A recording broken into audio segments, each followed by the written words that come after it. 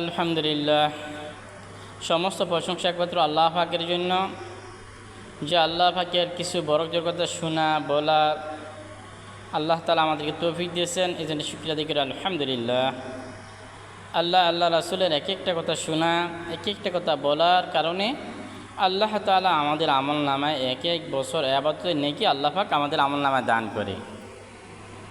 আর ইমানি আলোচনা করলে ইমান বাড়ে, ইমান বাড়লে আমল সুন্দর হয়, আমল সুন্দর হলে আল্লাহ তাআলা রাজি খুশি হন।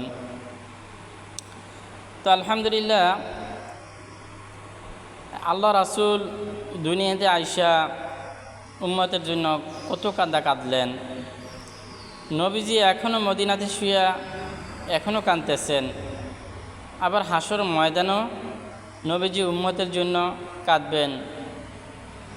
সবাই ইয়া নফসি বলবে, আর আমাদের নবী উম্মতি বলবে। উম্মতের প্রতি আমাদের নবীর এত দরদ, এত মায়া। তারপরে নামাজের ব্যাপারে কি বলছেন? নামাজের ব্যাপারে বলছেন, আমার মন চায় ওই ঘর আগুনটা জ্বালায় দেই। যে ব্যক্তি ওজোর ছাড়া ঘরে নামাজ পড়ে নিল, আমার মন চায় ওই ঘরকে আগুনটা জ্বালায় দেই। আমার মন চায় আমি অর্ডার দিই ওই ঘর আগুনটা জ্বালা দিতে, যেই ঘরের মহব্বতের কারণে সে মসজিদে এসে নামাজ পড়ল না। তখন সাহাবাই কেন প্রশ্ন, ইয়া রাসূলুল্লাহ, ওজোর বলতে কি বোঝা যায়? তখন আমাদের নবীজি বলল, অসুস্থতা এবং ভয়ভীতি। যদি সে অসুস্থ হয় তাহলে সে ঘরে নামাজ পড়তে পারবে। আর এখন তার শত্রুর আশঙ্কা আছে, বিপদের আশঙ্কা আছে, তাহলে এই ক্ষেত্রে সে নামাজ পড়লে ঘরে নামাজ পড়তে পারবে। কিন্তু এছাড়া যদি সে ঘরে নামাজ পড়ল তাহলে নামাজ হয়ে যাবে, কিন্তু নামাজের যে ফজিলত, নামাজের যে লাভ, এটা সে পাইল না। আর নবীজি জামাতে নামাজ পড়ার জন্য কত গুরুত্ব দিয়েছেন। নবীজি অসুস্থ অবস্থায়ও দুইজন সাহাবীর কান্দে ভর করে আইসা মসজিদে আইসা এরকমভাবে নামাজ পড়ছেন।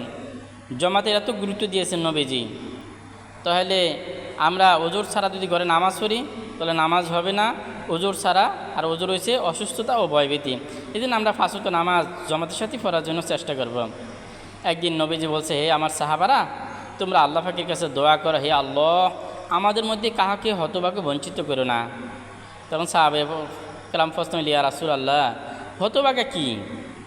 তখন বলছে, একটা লোকের টাকা পয়সা, বাড়ি গাড়ি, কোনো কিছুর অভাব নাই, ছেলে সন্তান সব কিছু আছে, কিন্তু এমন একটা আযাব আসলো, এমন একটা গজব আসলো, যে আযাব ও গজব আসার কারণে তার ছেলে মেয়ে বিবি বাচ্চা সব কিছু তার থেকে হারা হয়ে গেল, ধন সম্পদ সব কিছু হারা হয়ে গেল গা, ক্ষতি হয়ে গেল গা, শুধু সে একাই বাইসা রইল। এমনও তো অবস্থায় যেই কষ্ট হবে তার সাথে বেশি কষ্ট হবে এক ওয়াক্ত নামাজ ছেড়ে দিলে। এই জন্যে আল্লাহ তাআলা আমাদেরকে 5 ওয়াক্ত নামাজ জামাতের সাথে আল্লাহ তাআলা পড়ার তৌফিক দান করুক। আর ইনশাআল্লাহ আমরা এই নামাজের ভিডিওটা ইনশাআল্লাহ অপরের কাছে পৌঁছানোর জন্য চেষ্টা করব। আল্লাহ তাআলা আমাদেরকে তৌফিক দান করুন। আমিন। ওয়া আখিরু দাওয়ানা আলহামদুলিল্লাহি রাব্বিল আলামিন।